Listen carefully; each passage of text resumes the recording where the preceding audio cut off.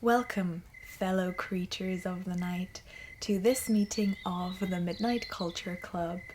Here we venture deep into the nocturnal lands of the strange, the morbid, the absurd, and the obscure in film, books, TV, fairy tales, urban legends, and many other forms of pop culture. We discuss and analyse these texts to explore the fascinating ways they reflect, comment on, and critique the world we live in from its darker side. I am Xenia, the overmotivated nerd who occasionally, but not now, lets any other members get a word in, and I declare today's meeting officially in session. First of all, I'm glad you're here. And I don't actually want to say a lot today before we start because, so I let you guys vote what you want for this episode. I gave you a choice between a little audiobook vibe, immersive story that you can listen to, and what was going to be sort of like a critical reflection on the last episode, which is the one about dark romance. One of my good friends actually mentioned a few points to me, a few kind of important critical points on things that I missed and that maybe weren't as well thought through as they should have been. And because of that, I am actually going to do a second episode about the topic of the dark romance genre, where I'm actually going to read, some books for it. I'm actually going to read a couple of them. Because of that, it will take a bit of time. And that will be probably in February, but just so you know, there's more coming there to give you guys a fuller image that isn't sort of as general and as vague. And it's also very important for me to make it clear that I'm not coming from a sort of judgmental position on that. And I was thinking about maybe I should today make an episode where I, talk about sort of, examining my own kind of maybe media that I enjoy myself that some people might find questionable because, for example, it depicts a lot of graphic violence. And I think that is something I want to pick up on at some point, but I'll let you guys decide. And so we're having a cozy little storytelling moment today, which is also very lovely. And you've already seen it in the title, but the story that I am going to read you is one of my absolute favourites, and I have teased it in the Halloween episode, and that is the... Can you hear that? The pages. I should do ASMR. That's nice, isn't it? Anyway, the story that I'm going to read you and immerse you in, hopefully with some nice sound design and all the good stuff, is one of my favourite ghost stories by one of my favourite authors that is fortunately in the public domain, so I can just read it to you guys, and that is The Canterville Ghost by Oscar Wilde. It's a pretty long story. I think it's about 40 pages, so it's gonna be a long one. And just a little content note. First of all, there are descriptions of death that have maybe a slightly suicidal quality to them. So, like a yearning for death. So be aware of that. If that is something you maybe better not listen to. And secondly, there is a slur in the story. That's, it's in the original text, and I did read it out in the story, but it's not, a term I would use when just talking, obviously. But just so you know, there's a slur in it for travelers, Roma. So yeah, be aware of that. These are 2 little content notes for this one. But yeah, I've already yapped more than I wanted to at the beginning of this. So I will now shut up with all of that stuff, and we will actually listen to this lovely story that takes us back to England in the 19th century, to a historical castle, the ancestral home of the Cantervilles. The Canterville Ghost, A hilo-idealistic romance. When Mr. Hiram B. Otis, the American minister, bought Canterville Chase, everyone told him he was doing a very foolish thing, as there was no doubt at all that the place was haunted. Indeed, Lord Canterville himself, who was a man of the most punctilious honour, had felt it his duty to mention the fact to Mr. Otis when they came to discuss terms. "We have not cared to live in the place ourselves," said Lord Canterville, "since my grand-aunt, the Dowager Countess of Bolton, was frightened into a fit from which she never really recovered, by two skeleton hands being placed on her shoulders as she was dressing for dinner, and I feel bound to tell you, Mr. Otis, that the ghost has been seen by several living members of my family, as well as by the rector of the parish, the Reverend Augustus Dampier, who is a fellow of King's College, Cambridge. After the unfortunate accident to the Duchess, none of our younger servants would stay with us, and Lady Canterville often got very little sleep at night, in consequence of the mysterious noises that came from the corridor and the library." "My lord," answered the minister, "I will take the furniture and the ghost at a valuation. I come from a modern country where we have everything that money can buy, and with all our spry young fellows painting the old world red and carrying off your best actors and prima donnas, I reckon that if there were such a thing as a ghost in Europe, we'd have it at home in a very short time in one of our public museums or on the road as a show." "I fear that the ghost does exist," said Lord Canterville, smiling, "though it may have resisted the overtures of your enterprising impresarios. It has been well known for 3 centuries, since 1584 in fact, and always makes its appearance before the death of any member of our family. Well, so does the family doctor for that matter, Lord Canterville, but there is no such thing, sir, as a ghost, and I guess the laws of nature are not going to be suspended for the British aristocracy." "You're certainly very natural in America," answered Lord Canterville, who did not quite understand Mr. Otis' last observation, "and if you don't mind a ghost in the house, it is all right. Only you must remember I warned you."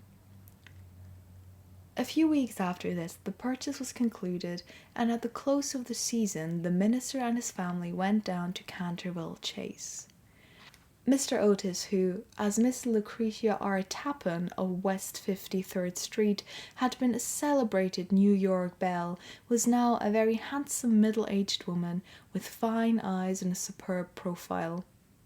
Many American ladies, on leaving their native land, adopt an appearance of chronic ill health, under the impression that it is a form of European refinement, but Mrs. Otis had never fallen into this error.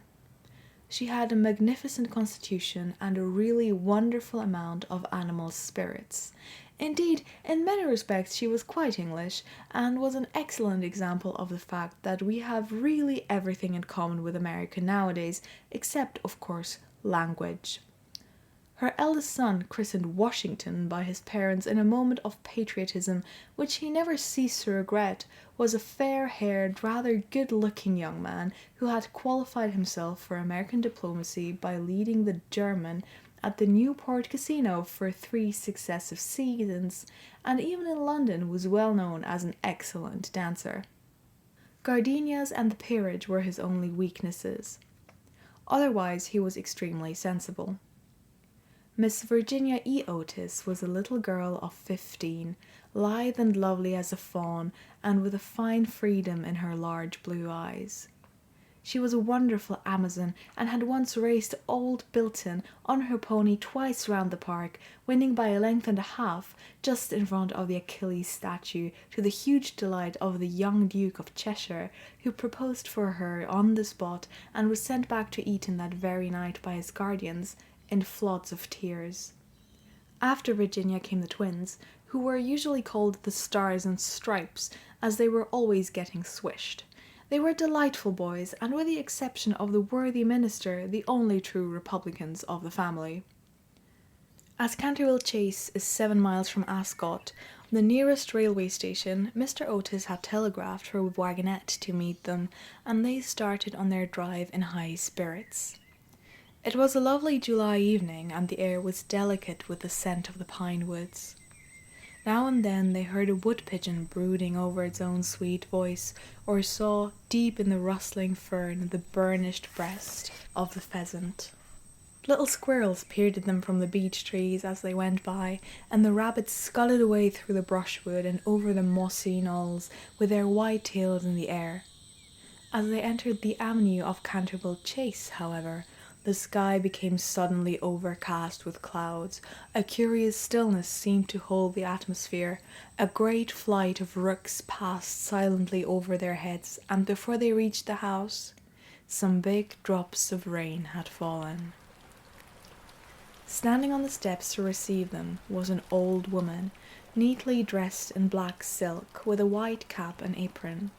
This was Mrs. Umney, the housekeeper, who Mrs. Otis, at Lady Canterville's earnest request, had consented to keep on in her former position.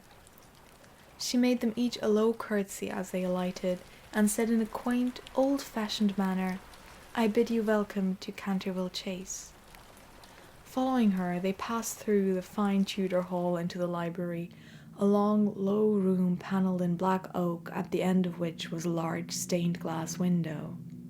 Here they found tea laid out for them, and after taking off their wraps, they sat down and began to look round while Mrs. Umney waited on them.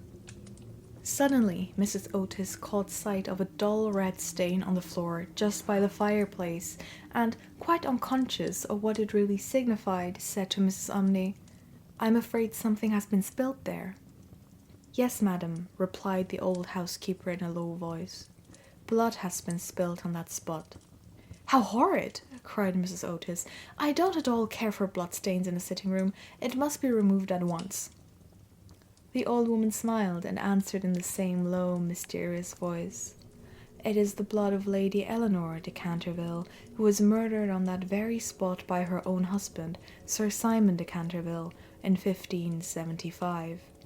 Sir Simon survived her 9 years, and disappeared suddenly under very mysterious circumstances. His body has never been discovered, but his guilty spirit still haunts the Chase. The bloodstain has been much admired by tourists and others, and cannot be removed." "That is all nonsense," cried Washington Otis. "Pinkerton's Champion Stain Remover and Paragon Detergent will clean it up in no time." And before the terrified housekeeper could interfere, he had fallen upon his knees and was rapidly scouring the floor with a small stick of what looked like a black cosmetic. In a few moments, no trace of the bloodstain could be seen. "I knew Pinkerton would do it," he exclaimed triumphantly as he looked round at his admiring family. But no sooner had he said these words than a terrible flash of lightning lit up the sombre room. A fearful peal of thunder made them all start to their feet, and Mrs. Umney fainted.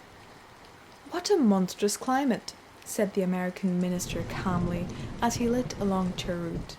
"I guess the old country is so overpopulated that they have not enough decent weather for everybody. I have always been of opinion that immigration is the only thing for England." "My dear Hiram," cried Mrs. Otis, "what can we do with a woman who faints?" "Charge it to her like breakages," answered the minister. "She won't faint after that." And in a few moments Mrs. Umney certainly came to. There was no doubt, however, that she was extremely upset, and she sternly warned Mr. Otis to beware of some trouble coming to the house. "I have seen things with my own eyes, sir," she said, "that would make any Christian's hair stand on end, and many a night I have not closed my eyes in sleep for the awful things that are done here." Mr. Otis, however, and his wife warmly assured the honest soul that they were not afraid of ghosts, and, after invoking the blessings of Providence on her new master and mistress, and making arrangements for an increase of salary, the old housekeeper tottered off to her own room. 2. The storm raged fiercely all that night, but nothing of particular note occurred. The next morning, however, when they came down to breakfast, they found the terrible stain of blood once again on the floor. "I don't think it can be the fault of the Paragon detergent," said Washington, "for I have tried it with everything. It must be the ghost." He accordingly rubbed out the stain a second time, but the second morning it appeared again. The third morning also it was there, though the library had been locked up at night by Mr. Otis himself and the key carried upstairs. The whole family were now quite interested. Mr. Otis began to suspect that he had been too dogmatic in his denial of the existence of ghosts. Mrs. Otis expressed her intention of joining the Psychical Society, and Washington prepared a long letter to Messrs. Myers and Podmore on the subject of the permanence of sanguineous stains when connected with crime. That night, all doubts about the objective existence of phantasmata were removed forever. The day had been warm and sunny, and in the cool of the evening the whole family went out to drive. They did not return home till 9 o'clock, when they had a light supper. The conversation in no way turned upon ghosts, so there were not even those primary conditions of receptive expectation which so often precede the presentation of psychical phenomena. The subjects discussed, as I have since learned from Mr. Otis, were merely such as form the ordinary conversation of cultured Americans of the better class, such as the immense superiority of Miss Fanny Davenport over Sarah Bernard as an actress, the difficulty of obtaining green corn, buckwheat cakes, and hominy even in the best English houses, the importance of Boston in the development of the world soul, the advantages of the baggage check system in railway travelling, and the sweetness of the New York accent as compared to the London drawl. No mention at all was made of the supernatural, nor was Sir Syme de Canterville alluded to in any way. At 11 o'clock the family retired, and by past all the lights were out. Some time after, Mr. Otis was awakened by a curious noise in the corridor outside his room. It sounded like the clank of metal, and seemed to be coming nearer every moment. He got up at once, struck a match, and looked at the time. It was exactly 1 o'clock. He was quite calm, and felt his pulse, which was not at all feverish. The strange noise still continued, and with it he heard distinctly the sound of footsteps. He put on his slippers, took a small oblong phial out of his dressing case, and opened the door. Right in front of him he saw, in the wan moonlight, an old man of terrible aspect. His eyes were as red as burning coals, long grey hair fell over his shoulders in matted coils, his garments, which were of antique cut, were soiled and ragged, and from his wrists and ankles hung heavy manacles and rusty gyves. "My dear sir," said Mr. Otis, "I really must insist on your oiling those chains, and have brought you for that purpose a small bottle of the Tammany Rising Sun lubricator. It is said to be completely efficacious upon one application, and there are several testimonials to that effect on the wrapper from some of our most eminent native divines. I shall leave it here for you by the bedroom candles, and I will be happy to supply you with more should you require it." With these words, the United States Minister laid the bottle down on a marble table and, closing his door, retired to rest. For a moment, the Canterville Ghost stood quite motionless in natural indignation. Then, dashing the bottle violently upon the polished floor, he fled down the corridor, uttering hollow groans and emitting a ghastly green light. Just, however, as he reached the top of the great oak staircase, a door was flung open, 2 little white-robed figures appeared, and a large pillow whizzed past his head. There was evidently no time to be lost, so, hastily adopting the 4th dimension of space as a means of escape, he vanished through the wainscoting, and the house became quite quiet. On reaching the small secret chamber in the left wing, he leaned up against a moonbeam to recover his breath, and began to try and realize his position. Never, in a brilliant and uninterrupted career of 300 years, had he been so grossly insulted. He thought of the Dowager Duchess, whom he had frightened into a fit as she stood before the glass in her lace and diamonds, of the 4 housemaids who had gone off into hysterics when he merely grinned at them through the curtains of one of the spare bedrooms, or the rector of the parish, whose candle he had blown out as he was coming late one night from the library, and who had been under the care of Sir William Gull ever since, a perfect martyr to nervous disorders, and of old Madame de Trémouillac, who, having wakened up one morning early and seen a skeleton seated in an armchair by the fire reading her diary, had been confined to her bed for 6 weeks with an attack of brain fever, and on her recovery had become reconciled to the church and broken off her connection with a notorious skeptic, Monsieur de Voltaire. He remembered the terrible night when the wicked Lord Canterville was found choking in his dressing room with the knave of diamonds halfway down his throat, and confessed just before he died that he had cheated Charles James Fox out of £50,000 at Crockford's by means of that very card, and swore that the ghost had made him swallow it. All his great achievements came back to him again, from the butler who had shot himself in the pantry because he had seen a green hand tapping at the window pane, to the beautiful Lady Stutfield, who was always obliged to wear a black velvet band round her throat to hide the mark of 5 fingers burnt upon her white skin, and who drowned herself at last in the carp pond at the end of the King's Walk. With the enthusiastic egotism of the true artist, he went over his most celebrated performances, and smiled bitterly to himself as he recalled to mind his last appearance as Red Reuben or the Strangled Babe, his debut as Gaunt Gibeon the Bloodsucker of Bexley Moor, or the furore he had excited one lovely June evening by merely playing ninepins with his own bones upon the lawn tennis ground. And after all this, some wretched modern Americans were to come and offer him the Rising Sun lubricator and throw pillows at his head. It was quite unbearable. Besides, no ghost in history had ever been treated in this manner. Accordingly, he determined to have vengeance and remained till daylight in an attitude of deep thought. 3. The next morning, when the Otis family met at breakfast, they discussed the ghost at some length. The United States minister was naturally a little annoyed to find that his present had not been accepted.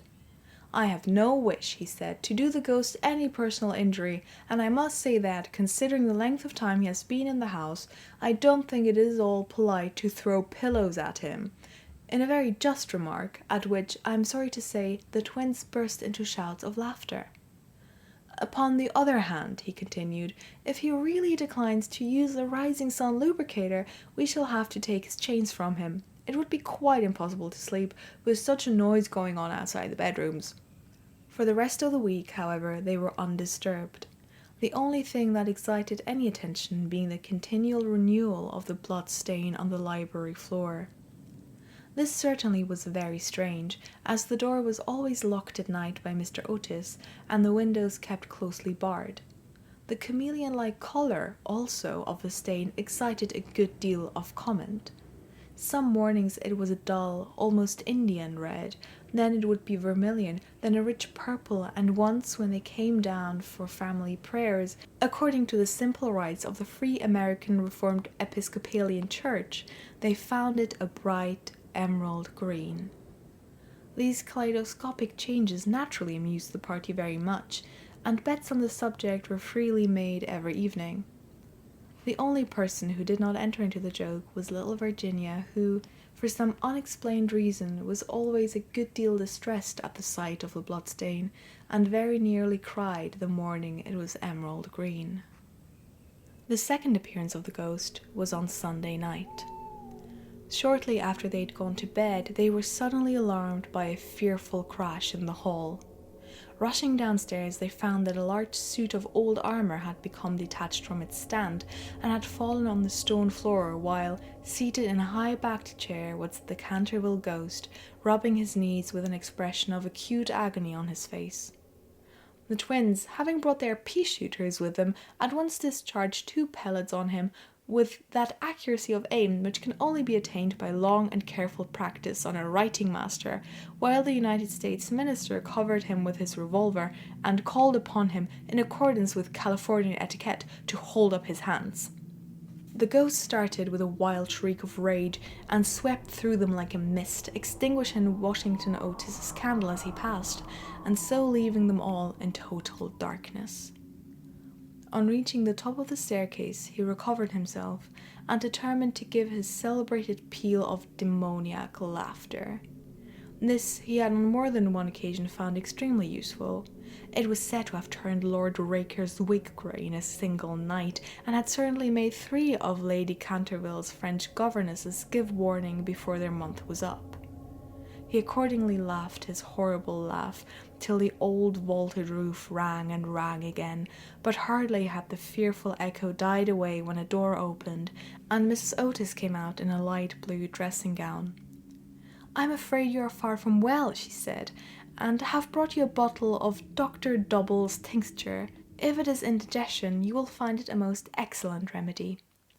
The ghost glared at her in fury, and began at once to make preparations for turning himself into a large black dog, an accomplishment for which he was justly renowned, and to which the family doctor always attributed the permanent idiocy of Lord Canterville's uncle, the Honourable Thomas Horton. The sound of approaching footsteps, however, made him hesitate in his fell purpose, so he contented himself with becoming faintly phosphorescent, and vanished with a deep churchyard groan, just as the twins had come up to him. On reaching his room he entirely broke down, and became a prey to the most violent agitation. The vulgarity of the twins and the gross materialism of Mrs. Otis were naturally extremely annoying, but what really distressed him most was that he had been unable to wear the suit of mail. He had hoped that even modern Americans would be thrilled by the sight of a spectre in armour, if for no more sensible reason, at least out of respect for their national poet Longfellow, over whose graceful and attractive poetry he himself had whiled away many a weary hour when the Cantervilles were up in town. Besides, it was his own suit. He had worn it with great success at the Kenilworth tournament, and had been highly complimented on it by no less a person than the Virgin Queen herself. Yet when he had put it on, he had been completely overpowered by the weight of the huge breastplate and steel casque, and had fallen heavily on the stone pavement, barking both his knees severely and bruising the knuckles of his right hand. For some days after this he was extremely ill, and hardly stirred out of his room at all, except to keep the bloodstain in proper repair. However, by taking great care of himself, he recovered, and resolved to make a 3rd attempt to frighten the United States minister and his family. He selected Friday, the 17th of August, for his appearance, and spent most of that day in looking over his wardrobe, ultimately deciding in favour of a large slouched hat with a red feather, a winding sheet frilled at the wrist and neck, and a rusty dagger. Towards evening a violent storm of rain came on, and the wind was so high that all the windows and doors in the old house shook and rattled. In fact, it was just such weather as he loved. His plan of action was this. He was to make his way quietly to Washington Otis's room, gibber at him from the foot of the bed, and stab himself 3 times in the throat to the sound of low music. He bore Washington a special grudge, being quite aware that it was he who was in the habit of removing the famous Canterville bloodstain by means of Pinkerton's Paragon detergent. Having reduced the reckless and foolhardy youth to a condition of abject terror, he was then to proceed to the room occupied by the United States minister and his wife, and there to place a clammy hand on Mrs. Otis's forehead, while he hissed into her trembling husband's ear the awful secrets of the charnel house. With regard to little Virginia, he had not quite made up his mind. She had never insulted him in any way, and was pretty and gentle.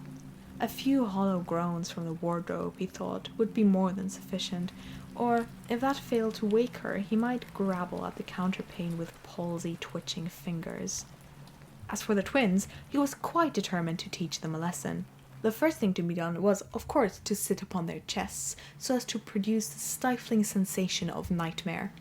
Then, as their beds were quite close to each other, to stand between them in the form of a green, icy-cold corpse till they became paralysed with fear, and finally to throw off the winding sheet and crawl around the room with white, bleached bones and one rolling eyeball in the character of Dumb Daniel or the Suicide Skeleton, a role in which he had on more than one occasion produced a great effect, and which he considered quite equal to his famous part of Martin the Maniac or the Masked Mystery.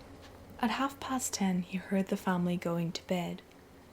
For some time he was disturbed by wild shrieks of laughter from the twins, who, with the light-hearted gaiety of schoolboys, were evidently amusing themselves before they retired to rest. But at 11:15 all was still, and as midnight sounded he sallied forth. The owl beat against the window panes, the raven croaked from the old yew tree, and the wind wandered moaning round the house like a lost soul. But the Otis family slept unconscious of their doom, and high above the rain and storm he could hear the steady snoring of the Minister for the United States. He stepped stealthily out of the wainscoting, with an evil smile on his cruel wrinkled mouth, and the moon hid her face in a cloud as he stole past the great oriel window, where his own arms and those of his murdered wife were blazoned in azure and gold. On and on he glided like an evil shadow, the very darkness seeming to loathe him as he passed. Once he thought he heard something call and stopped, but it was only the baying of a dog from the Red Farm, and he went on, muttering strange 16th century curses, and ever and anon brandishing the rusty dagger in the midnight air. Finally he reached the corner of the passage that led to luckless Washington's room. For a moment he paused there, the wind blowing his long grey locks about his head, and twisting into grotesque and fantastic folds the nameless horror of the dead man's shroud. Then the clock struck the quarter, and he felt the time was come. He chuckled to himself and turned the corner, but no sooner had he done so than, with a piteous wail of terror, he fell back and hid his blanched face in his long bony hands. Right in front of him was standing a horrible spectre, motionless as a carven image, and monstrous as a madman's dream. Its head was bald and burnished, its face round and fat and white, and hideous laughter seemed to have writhed its features into an eternal grin. From the eyes streamed rays of scarlet light, the mouth was wide well of fire, and a hideous garment, like his own, swathed with its silent snows the Titan form.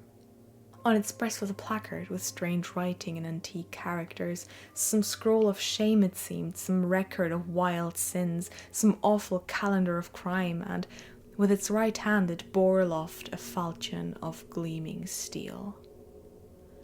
Never having seen a ghost before, he naturally was terribly frightened, and after a second hasty glance at the awful phantom he fled back to his room, tripping up in his long winding sheet as he sped down the corridor, and finally dropping the rusty dagger into the minister's jackboots, where it was found in the morning by the butler. Once in the privacy of his own apartment, he flung himself down on a small pallet bed and hid his face under the clothes. After a time, however, the brave old Canterville spirit asserted itself, and he determined to go and speak to the other ghost as soon as it was daylight. Accordingly, just as the dawn was touching the hills with silver, he returned towards the spot where he had first laid eyes on the grisly phantom, feeling that, after all, two ghosts were better than one, and that, by the aid of his new friend, he might safely grapple with the twins. On reaching the spot, however, a terrible sight met his gaze. Something had evidently happened to the spectre, for the light had entirely faded from its hollow eyes, the gleaming falchion had fallen from his hand, and it was leaning up against the wall in a strained and uncomfortable attitude. He rushed forward and seized it in his arms, when, to his horror, the head slipped off and rolled on the floor. The body assumed a recumbent posture, and he found himself clasping a white dimity bed curtain, with a sweeping brush, a kitchen cleaver, and a hollow turnip lying at his feet.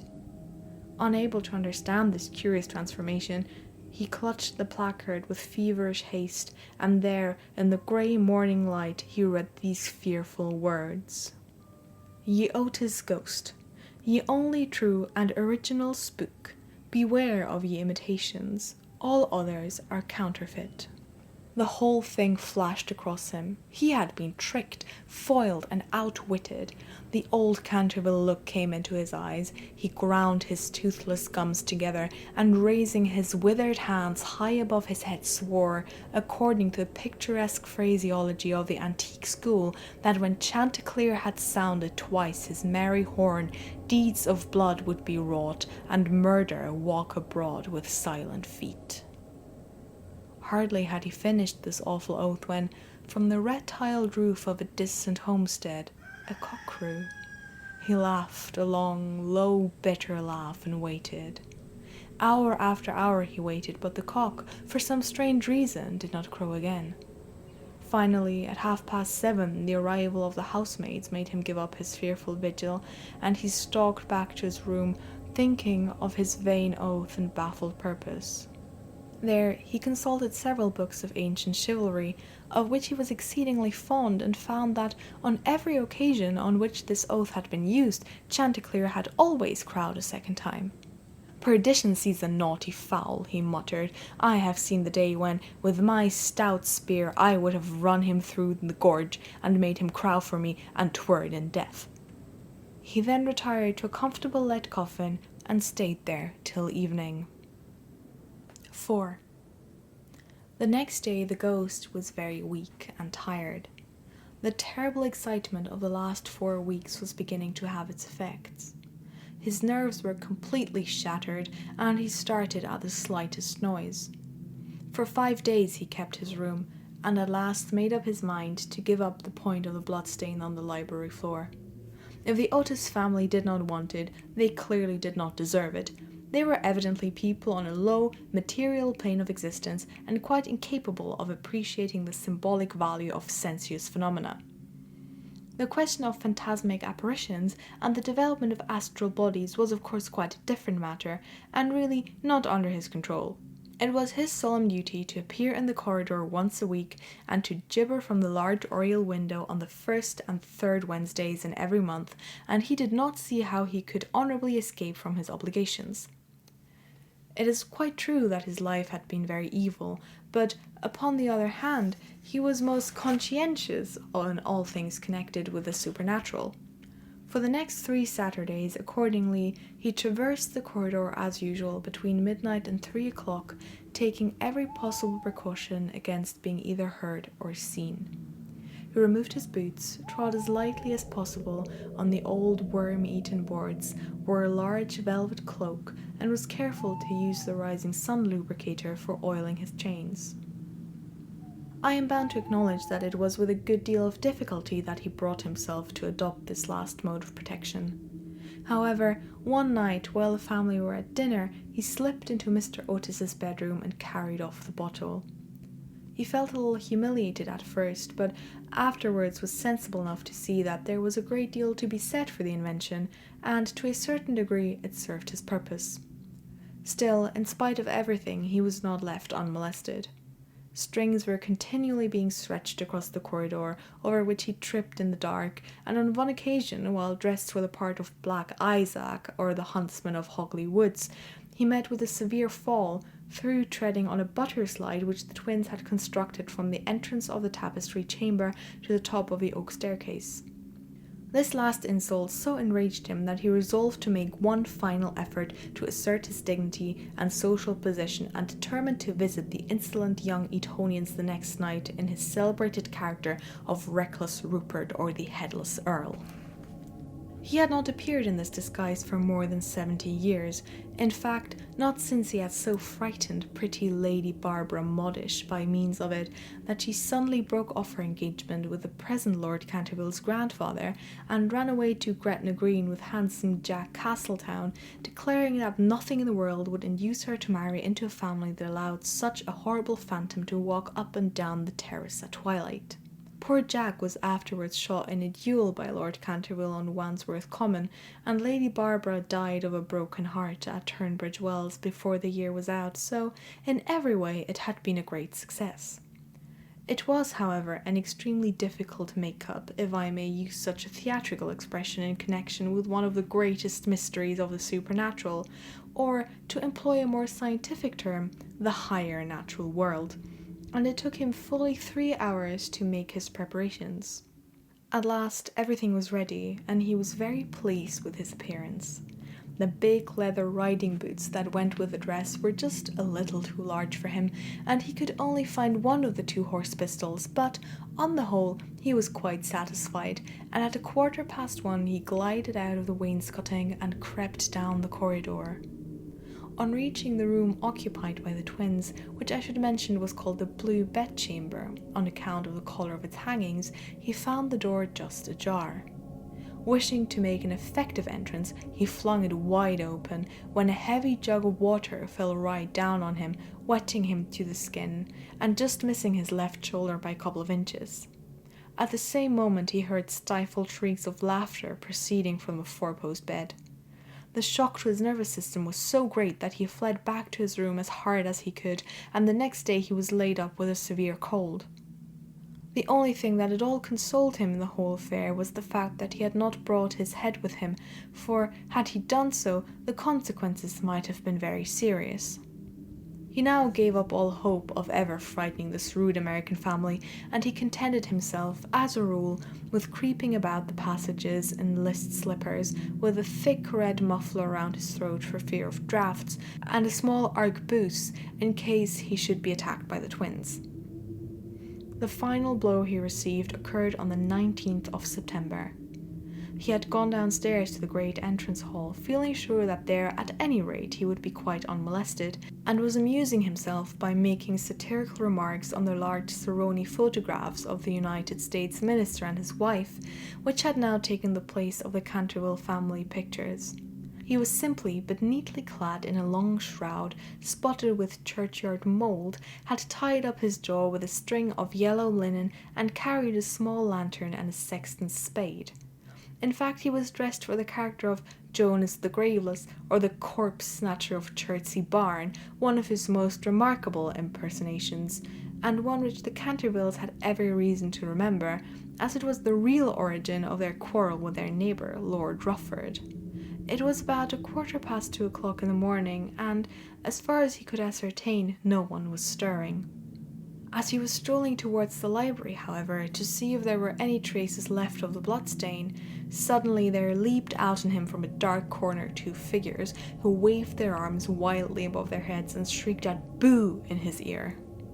Seized with a panic, which under the circumstances was only natural, he rushed for the staircase, but found Washington Otis waiting for him there with a big garden syringe, and being thus hemmed in by his enemies on every side and driven almost to bay, he vanished into the great iron stove, which, fortunately for him, was not lit, and had to make his way home through the flues and chimneys, arriving at his own room in a terrible state of dirt, disorder, and despair. After this, he was not seen again on any nocturnal expedition. The twins lay in wait for him on several occasions, and strewed the passages with nutshells every night, to the great annoyance of their parents and the servants, but it was of no avail. It was quite evident that his feelings were so wounded that he would not appear. Mr. Otis consequently resumed his great work on the history of the Democratic Party, on which he had been engaged for some years. Mrs. Otis organized a wonderful clam bake, which amazed the whole county. The boys took to lacrosse, euchre, poker, and other American national games, and Virginia rode about the lanes on her pony, accompanied by the young Duke of Cheshire, who had come to spend the last week of his holidays at Canterville Chase. It was generally assumed that the ghost had gone away, and in fact Mr. Otis wrote a letter to that effect to Lord Canterville, who, in reply, expressed his great pleasure at the news and sent his best congratulations to the minister's worthy wife. The Otises, however, were deceived, for the ghost was still in the house, and though now almost an invalid, was by no means ready to let matters rest, particularly as he heard that among the guests was the young Duke of Cheshire, whose grand-uncle, Lord Francis Stilton, had once bet 100 guineas with Colonel Carberry that he would play dice with the Canterville Ghost, and was found the next morning lying on the floor of the card-room in such a helpless paralytic state that though he lived on to a great age, he was never able to say anything again but double sixes. The story was well known at the time, though Of course, out of respect to the feelings of the two noble families, every attempt was made to hush it up. And a full account of all the circumstances connected with it will be found in the third volume of Lord Tattle's recollection of the Prince Regent and his friends. The ghost, then, was naturally very anxious to show that he had not lost his influence over the Stiltons, with whom indeed he was distantly connected, his own first cousin having been married en secondes noces to the Sieur de Bulkeley, from whom, as everyone knows, the Dukes of Cheshire are lineally descended. Accordingly, he made arrangements for appearing to Virginia's little lover in his celebrated impersonation of the vampire monk or the bloodless Benedictine, a performance so horrible that when old Lady Startup saw it, which she did on one fatal New Year's Eve in the year 1764, she went off into the most piercing shrieks, which culminated in violent apoplexy, and died in 3 days after disinheriting the Cantervilles, who were her nearest relations, and leaving all her money to her London apothecary. At the last moment, however, his terror of the twins prevented his leaving his room, and the little Duke slept in peace under the great feathered canopy in the royal bedchamber, and dreamed of Virginia. 5.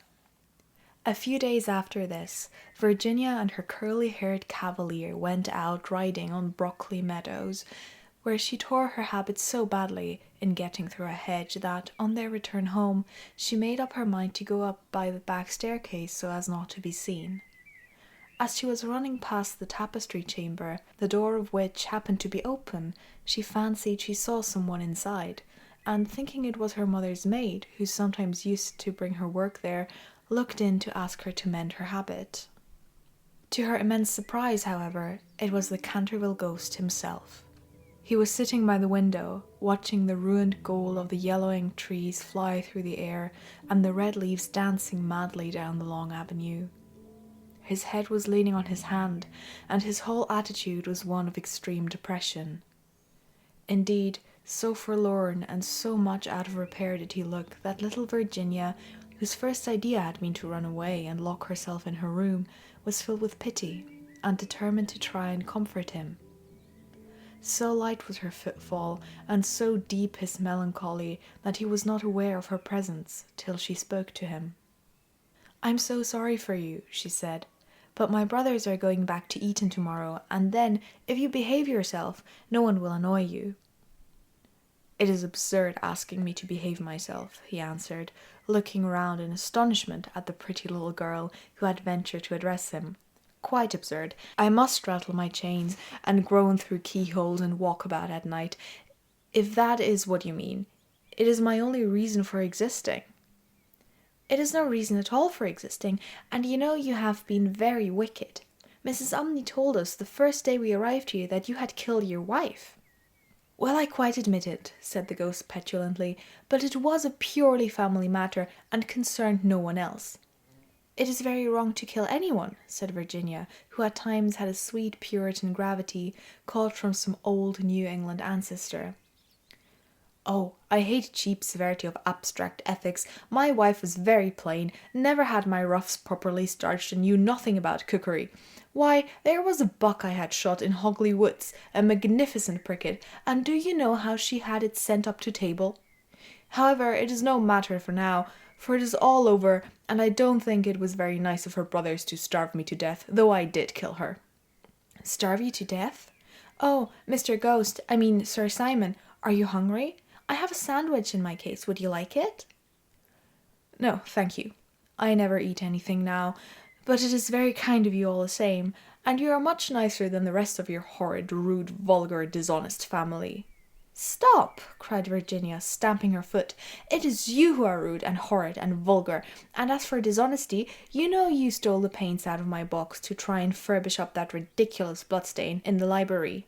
First, you took all my reds, including the vermilion, and I couldn't do any more sunsets. Then you took the emerald green and the chrome yellow, and finally I had nothing left but indigo and Chinese white, and could only do moonlight scenes, which are always depressing to look at, and not at all easy to paint.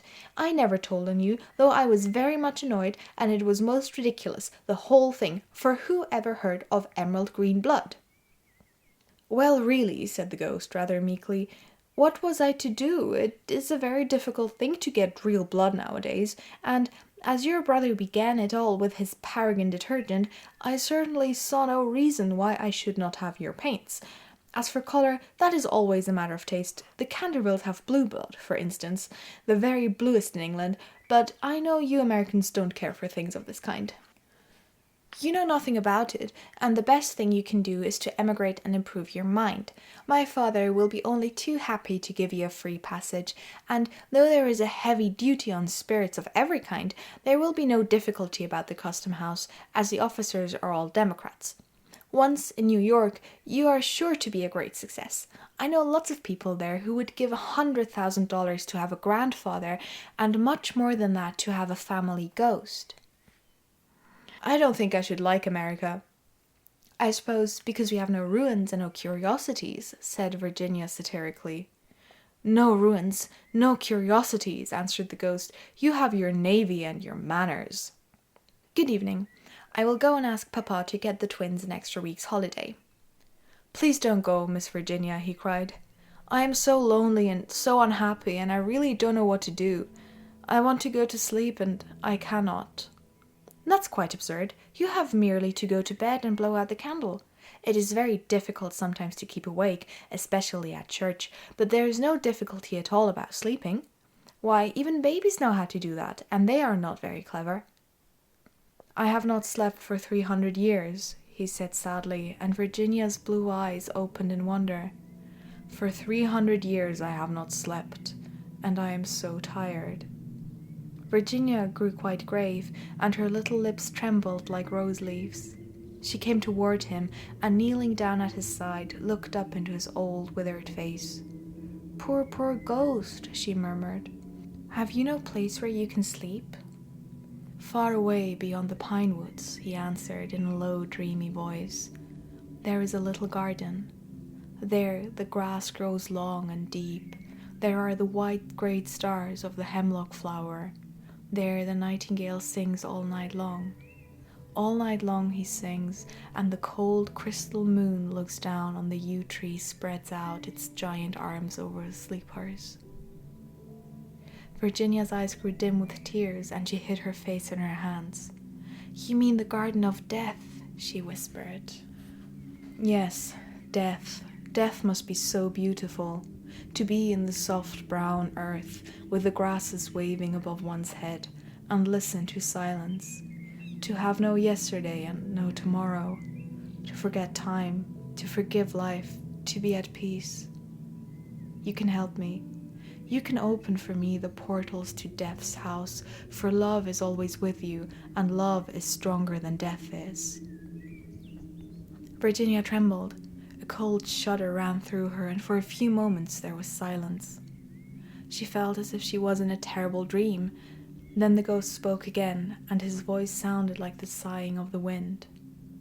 Have you ever read the old prophecy on the library window? Oh, often, cried the little girl, looking up. I know it quite well. It is painted in curious black letters, and it is difficult to read. There are only 6 lines. When a golden girl can win prayer from out the lips of sin, when the barren almond bears, and a little child gives away its tears, then shall all the house be still, and peace come to Canterville. But I don't know what they mean.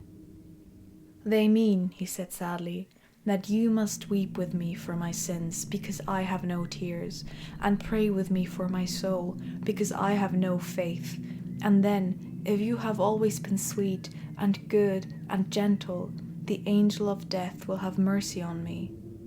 You will see fearful shapes in darkness, and wicked voices will whisper in your ear, and they will not harm you. For against the purity of a little child, the powers of hell cannot prevail. Virginia made no answer, and the ghost wrung his hands in wild despair as he looked down at her bowed golden head. Suddenly she stood up, very pale and with a strange light in her eyes. I am not afraid, she said firmly, and I will ask the angel to have mercy on you. He rose from his seat with a faint cry of joy, and taking her hand, bent over it with old-fashioned grace and kissed it. His fingers were as cold as ice, and his lips burned like fire, but Virginia did not falter as he led her across the dusky room. On the faded green tapestry were broidered little huntsmen. They blew their tasselled horns and with their tiny hands waved to her to go back. "Go back, little Virginia," they cried, "go back." But the ghost clutched her hand more tightly and she shut her eyes against them. Horrible animals with lizard tails and goggle eyes blinked at her from the carven chimney-piece and murmured, "Beware, little Virginia, beware. We may never see you again." But the ghost glided on more swiftly, and Virginia did not listen. When they reached the end of the room, he stopped and muttered some words she could not understand. She opened her eyes and saw the walls slowly fading away like a mist and a great black cavern in front of her. A bitter cold wind swept round them, and she felt something pulling at her dress. "Quick, quick," cried the ghost, "or it will be too late." And in a moment the wainscoting had closed behind them, and the tapestry chamber was empty. 6. About 10 minutes later, the bell rang for tea, and as Virginia did not come down, Mrs. Otis sent up one of the footmen to tell her.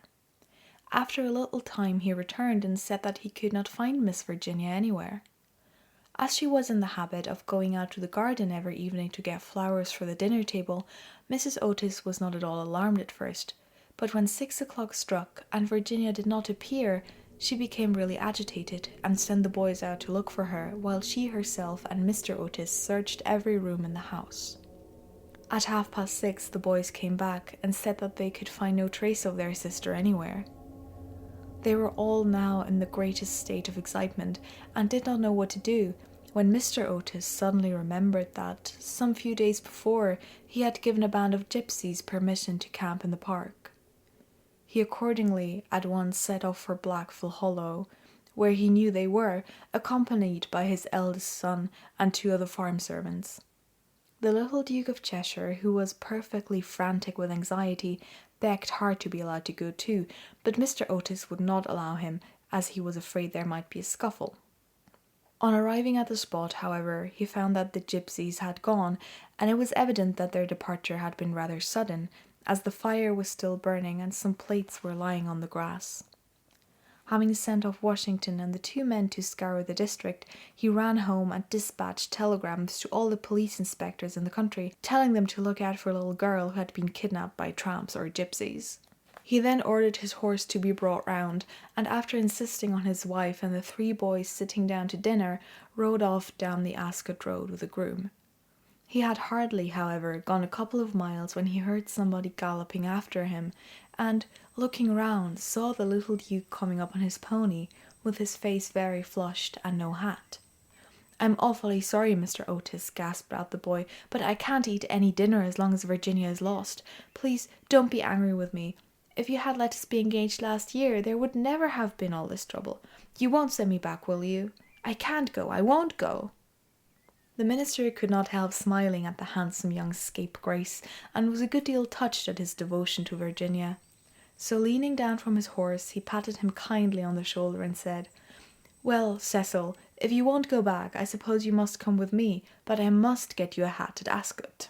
"Oh, bother my hat, I want Virginia," cried the little Duke, laughing, and they galloped on to the railway station. There Mr. Otis inquired of the station-master if anyone answering to the description of Virginia had been seen on the platform, but could get no news of her. The station-master, however, wired up and down the line, and assured him that a strict watch would be kept for her, and after having bought a hat for the little Duke from a linen draper, who was just putting up his shutters, Mr. Otis rode off to Bexley, a village about 4 miles away, which he was told was a well-known haunt of the gypsies, as there was a large common next to it. Here they roused up the rural policeman, but could get no information from him, and after riding all over the common, they turned their horses' heads homewards, and reached the chase about 11 o'clock, dead tired and almost heartbroken. They found Washington and the twins waiting for them at the gatehouse with lanterns, as the avenue was very dark. Not the slightest trace of Virginia had been discovered. The gypsies had been caught on Brockley Meadows, but she was not with them, and they had explained their sudden departure by saying that they had mistaken the date of Chorlton Fair and had gone off in a hurry for fear they might be late. Indeed, they had been quite distressed at hearing of Virginia's disappearance, as they were very grateful to Mr. Otis for having allowed them to camp in his park, and 4 of their number had stayed behind to help in the search. The carp pond had been dragged and the whole chase thoroughly gone over, but without any result. It was evident that, for that night at any rate, Virginia was lost to them, and it was in a state of deepest depression that Mr. Otis and the boys walked up to the house, the groom following behind them with the 2 horses and the pony. In the hall they found a group of frightened servants, and lying on a sofa in the library was poor Mrs. Otis, almost out of her mind with terror and anxiety, and having her forehead bathed with eau de cologne by an old housekeeper. Mr. Otis at once insisted on her having something to eat, and ordered up supper for the whole party. It was a melancholy meal, as hardly anyone spoke, and even the twins were awestruck and subdued, as they were very fond of their sister. When they had finished, Mr. Otis, in spite of the entreaties of the little Duke, ordered them all to bed, saying that nothing more could be done that night, and that he would telegraph in the morning to Scotland Yard for some detectives to be sent down immediately. Just as they were passing out of the dining room, midnight began to boom from the clock tower, and when the last stroke sounded, they heard a crash, and a sudden shrill cry, a dreadful peal of thunder shook the house, a strain of unearthly music floated through the air, a panel at the top of the staircase flew back with a loud noise, and out on the landing, looking very pale and white, with a little casket in her hand, stepped Virginia. In a moment they had all rushed up to her. Mrs. Otis clasped her passionately in her arms, the Duke smothered her with violent kisses, and the twins executed a wild war dance round the group. "Good heavens, child, where have you been?" said Mr. Otis, rather angrily, thinking that she had been playing some foolish trick on them.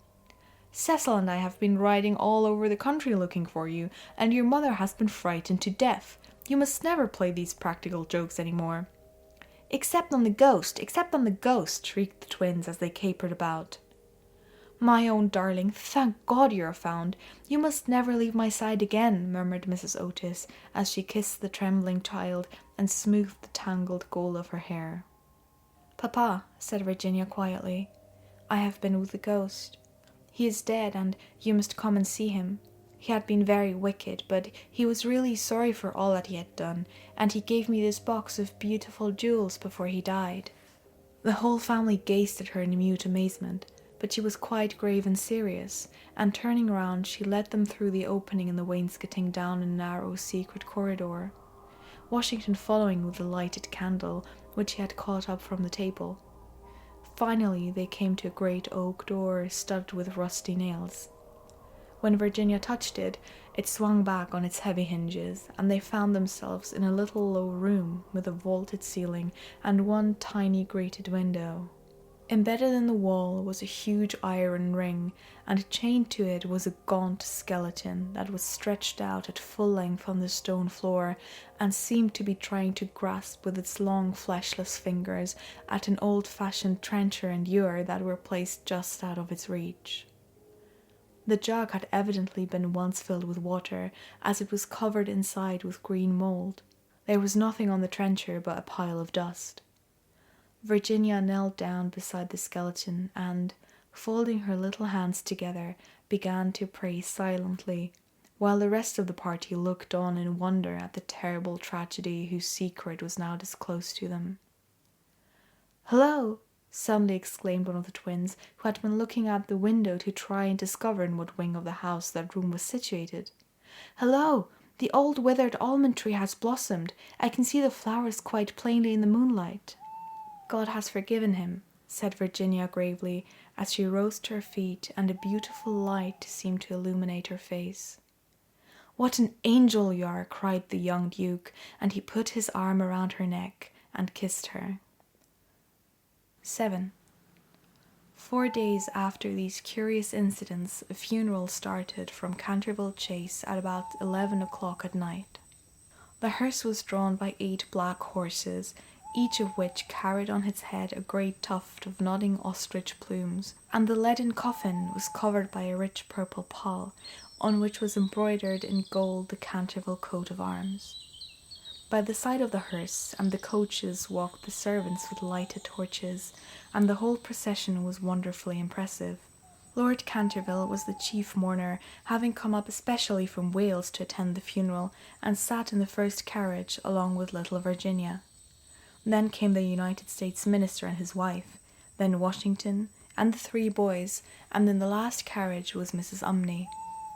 It was generally felt that, as she had been frightened by the ghost for more than 50 years of her life, she had a right to see the last of him. A deep grave had been dug in the corner of the churchyard, just under the old yew tree, and the service was read in the most impressive manner by the Reverend Augustus Dampier. When the ceremony was over, the servants, according to an old custom observed in the Canterville family, extinguished their torches and, as the coffin was being lowered into the grave, Virginia stepped forward and laid on it a large cross made of white and pink almond blossoms. As she did so, the moon came out from behind a cloud and flooded with its silent silvery the little churchyard, and from a distant copse a nightingale began to sing. She thought of the ghost's description of the Garden of Death. Her eyes became dim with tears, and she hardly spoke a word during the drive home. The next morning, before Lord Canterville went up to town, Mr. Otis had an interview with him on the subject of the jewels the ghost had given to Virginia. They were perfectly magnificent, especially a certain ruby necklace with old Venetian setting, which was really a superb specimen of 16th century work, and their value was so great that Mr. Otis felt considerable scruples about allowing his daughter to accept them. "My lord," he said, "I know that in this country mortmains is held to apply to trinkets as well as to land, and it is quite clear to me that these jewels are, or should be, heirlooms in your family. I must beg you, accordingly, to take them to London with you, and to regard them simply as a portion of your property, which has been restored to you under certain strange conditions. As for my daughter, she is merely a child, and has as yet, I am glad to say, but little interest in such appurtenances of idle luxury. I am also informed by Mrs. Otis, who, I may say, is no mean authority upon art, having had the privilege of spending several winters in Boston when she was a girl, that these gems are of great monetary worth, and if offered for sale would fetch a tall price.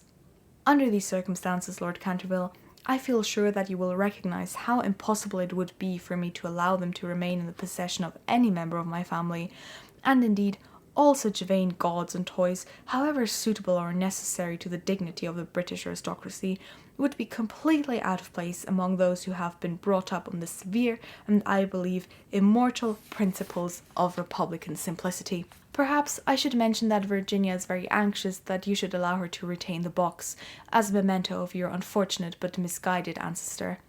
As it is extremely old, and consequently a good deal out of repair, you may perhaps think fit to comply with her request. For my own part, I confess I am a good deal surprised to find a child of mine expressing sympathy with medievalism in any form, and can only account for it by the fact that Virginia was born in one of your London suburbs shortly after Mrs. Otis had returned from a trip to Athens." Lord Canterville listened very gravely to the worthy minister's speech, pulling his grey moustache now and then to hide an involuntary smile, and when Mr. Otis had ended, he shook him cordially by the hand and said, "My dear sir, your charming little daughter rendered my unlucky ancestor, Sir Simon, a very important service, and I and my family are much indebted to her for her marvellous courage and pluck. The jewels are clearly hers, and I believe that if I were heartless enough to take them from her, the wicked old fellow would be out of his grave in a fortnight, leading me the devil of a life. As for their being heirlooms, nothing is an heirloom that is not so mentioned in a will or a legal document, and the existence of these jewels has been quite unknown. I assure you I have no more claim on them than your butler, and when Miss Virginia grows up, I dare say she will be pleased to have pretty things to wear. Besides, you forget, Mr. Otis, that you took the furniture and the ghost's valuation, and anything that belonged to the ghost passed at once into your possession, as, whatever activities Sir Simon may have shown in the corridor at night, In point of law, he was really dead, and you acquired his property by purchase. Mr. Otis was a good deal distressed at Lord Canterville's refusal, and begged him to reconsider his decision, but the good-natured peer was quite firm, and finally induced the minister to allow his daughter to retain the present the ghost had given her.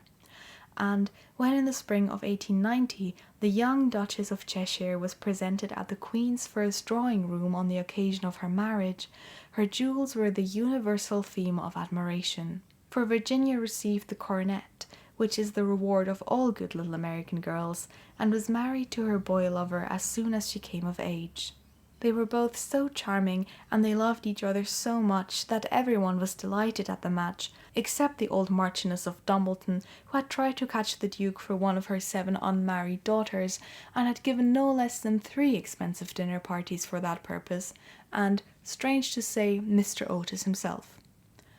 Mr. Otis was extremely fond of the young Duke personally, but theoretically he objected to titles, and, to use his own words, was not without apprehension lest, amid the enervating influences of a pleasure-loving aristocracy, the true principles of republican simplicity should be forgotten.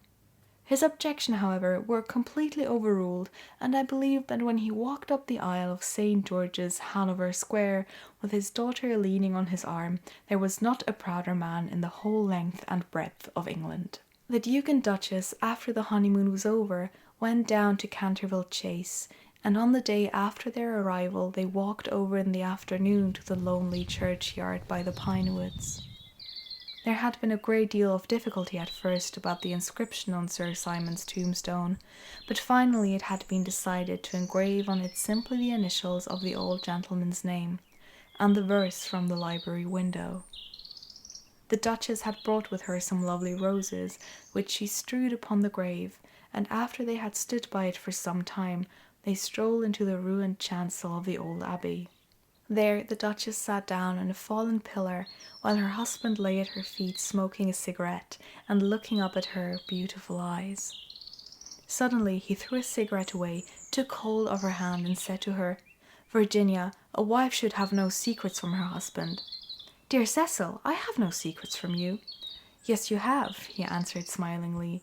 "You have never told me what happened to you when you were locked up with the ghost." "I have never told anyone, Cecil," said Virginia gravely. "I know that, but you might tell me." "Please don't ask me, Cecil. I cannot tell you. Poor Sir Simon, I owe him a great deal." "Yes, don't laugh, Cecil, I really do. He made me see what life is, and what death signifies, and why love is stronger than both." The Duke rose and kissed his wife lovingly. "You can have your secrets, as long as I have your heart," he murmured. "You've always had that, Cecil. And you will tell our children some day, won't you?" Virginia blushed.